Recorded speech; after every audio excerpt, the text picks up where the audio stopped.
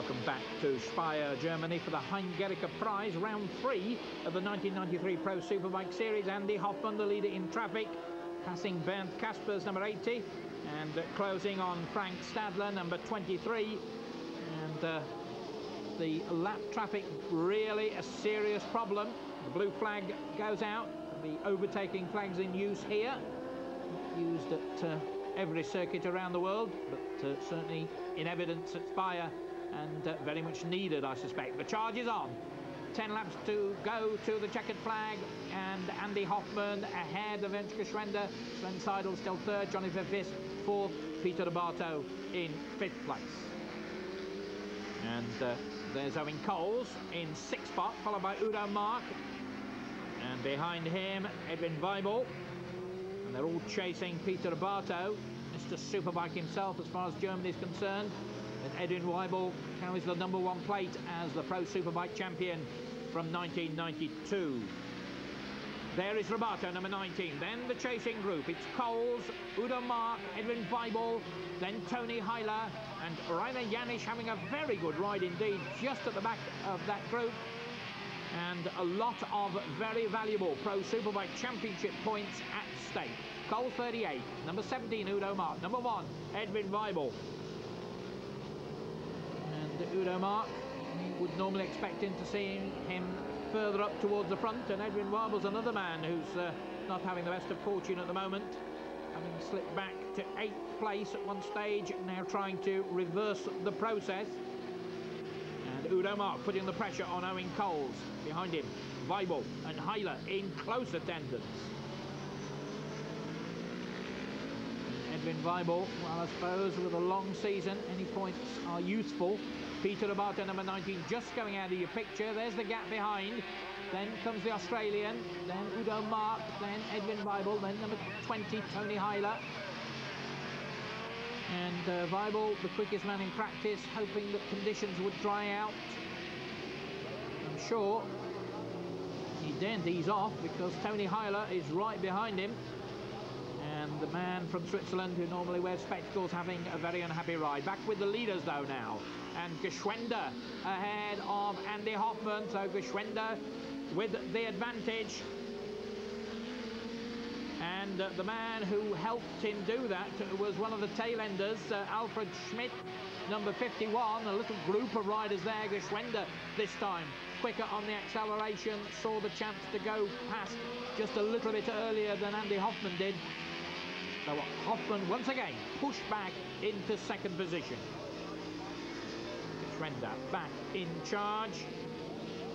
And Sven Seidel in third place, slowly being dropped off by the leading duo.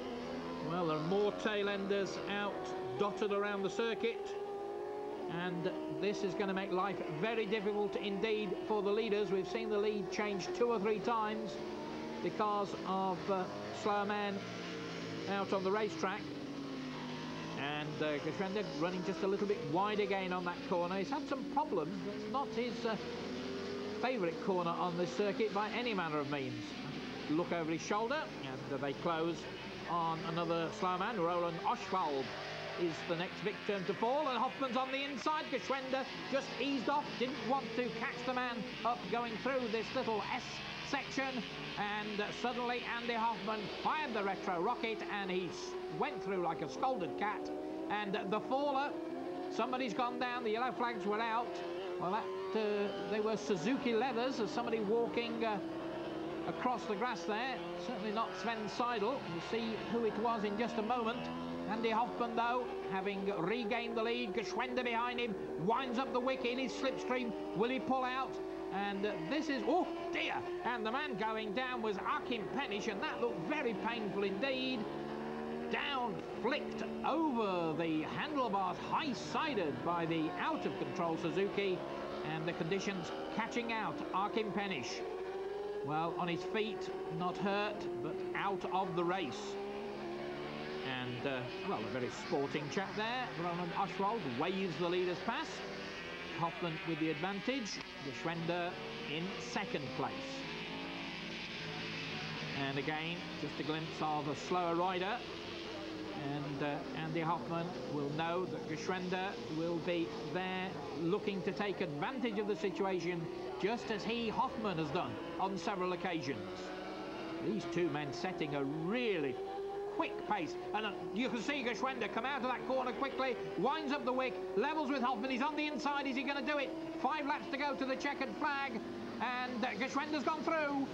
So it's Geschwender now ahead of Hoffman. There's number 10, Sven Seidel, and Sven also having to be very careful and cautious as he goes past the lapped riders, and that will allow the charging group behind perhaps to close on him.